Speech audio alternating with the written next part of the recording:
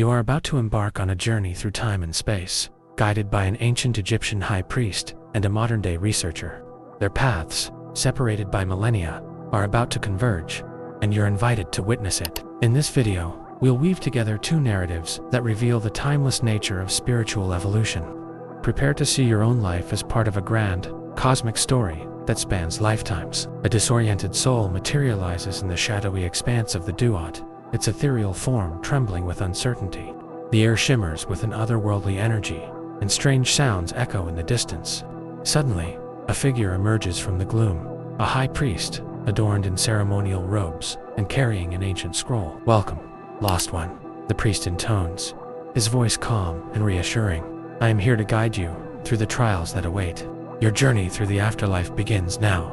The soul, still reeling from the shock of its recent departure from the mortal realm, listens intently as the priest explains the path ahead. But there's no time to ease into this new reality. The priest leads the soul to a grand hall, where a massive golden scale dominates the center. "Your first challenge awaits," he announces, the weighing of the heart.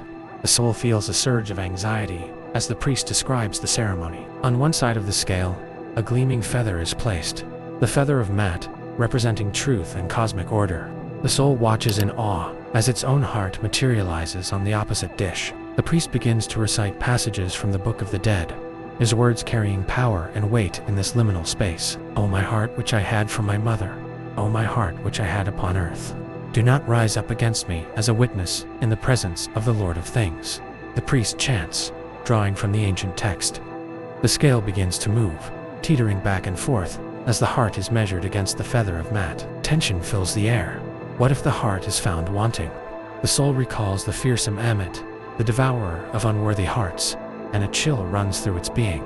The priest's voice grows more urgent, invoking the gods to bear witness to this moment of judgment. Finally, after what seems like an eternity, the scale settles. The heart and the feather balance perfectly. A wave of relief washes over the soul as the priest nods in approval. "You have passed this test," he says, "but do not celebrate yet. Greater challenges lie ahead, each one testing your spirit and resolve." As the soul prepares to face its next trial, we shift our focus to the present day. In a dimly lit office, surrounded by ancient texts and modern technology, our researcher's eyes widen with excitement. She's just made a breakthrough that will change everything we know about the Book of the Dead and the concept of reincarnation. The researcher's heart races as she stares at the ancient papyrus before her. What if the key to unlocking the mysteries of reincarnation has been hiding in plain sight all along, waiting for the right person to decipher its code? Dr. Sarah Chen leans closer to the brittle papyrus, her eyes tracing the unfamiliar hieroglyphs that seem to dance in the soft light of her desk lamp. This isn't just another translation project. These symbols could rewrite our understanding of ancient Egyptian beliefs about the afterlife and reincarnation. As Sarah begins her analysis, she quickly realizes that traditional translation methods are falling short. The symbols resist easy interpretation, their meanings elusive and multi-layered. She turns to her computer, pulling up databases of known hieroglyphs, but finds no exact matches for many of the characters before her. The challenges of interpreting ancient Egyptian spiritual concepts become increasingly apparent. Each symbol could represent multiple ideas, depending on its context, and the papyrus seems to be describing complex metaphysical principles that don't easily translate into modern language. Sarah decides to employ cutting-edge technology in her quest for answers. She carefully places the papyrus into a multispectral imaging device, hoping to reveal hidden texts or faded ink that might provide crucial clues. As the machine hums to life, she considers how researchers approach decoding lost languages, a combination of linguistic expertise, historical context, and sometimes a bit of intuitive leaps. Hours pass as Sarah pores over the data, cross-referencing symbols and testing various translation theories. Just as frustration threatens to overtake her, a pattern begins to emerge.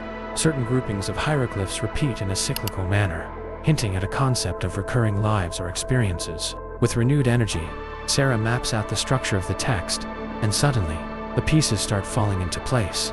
The papyrus isn't just describing the afterlife, it's outlining a process of soul transformation through multiple incarnations.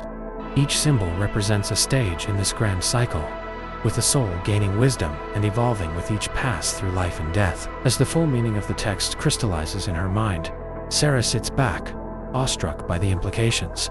This ancient document could bridge the gap between historical Egyptian beliefs and modern spiritual concepts, offering a new perspective on the eternal nature of consciousness. Little does Sarah know that at this very moment, in the timeless realm of the Duat, an ancient soul is about to encounter a strikingly similar lesson in its journey through the afterlife. In the ethereal expanse of the Duat, an ancient soul approaches a series of formidable gates. Each guardian demands a specific invocation, but the soul hesitates. Are these otherworldly trials mere fantasy, or do they mirror the very obstacles we encounter in our daily lives? The high priest, his voice steady and reassuring, explains the profound nature of these gates. Each barrier represents a life lesson, he intones, a challenge you must overcome to progress on your spiritual journey. The soul nods, understanding, dawning in its essence. As they approach the first gate, a towering figure with the head of a ram blocks their path. The priest whispers, "This is the gate of Mat, representing truth and justice." The soul searches its memories, struggling to recall the correct words. It's reminiscent of those moments in life when we face difficult, ethical decisions, unsure of the right path forward. With each gate, the challenges intensify. One guardian tests the soul's courage, another its compassion. These trials reflect the Book of the Dead's teachings on overcoming obstacles, emphasizing that spiritual growth often requires confronting our deepest fears and limitations. At the fifth gate, the soul falters. The correct invocation eludes it, much like how we sometimes struggle to find the right words or actions in critical moments of our lives. The priest watches silently, unable to intervene.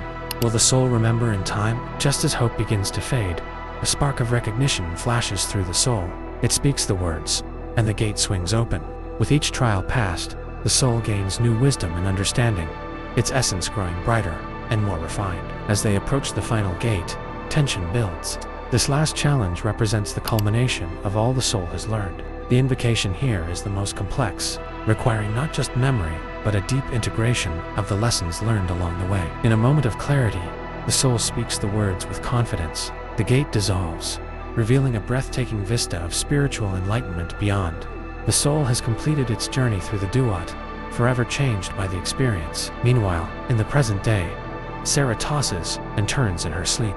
Vivid images of gates and guardians flood her mind, eerily similar to the texts she's been studying. As she wakes, the boundary between past and present, between ancient wisdom and modern understanding, begins to blur.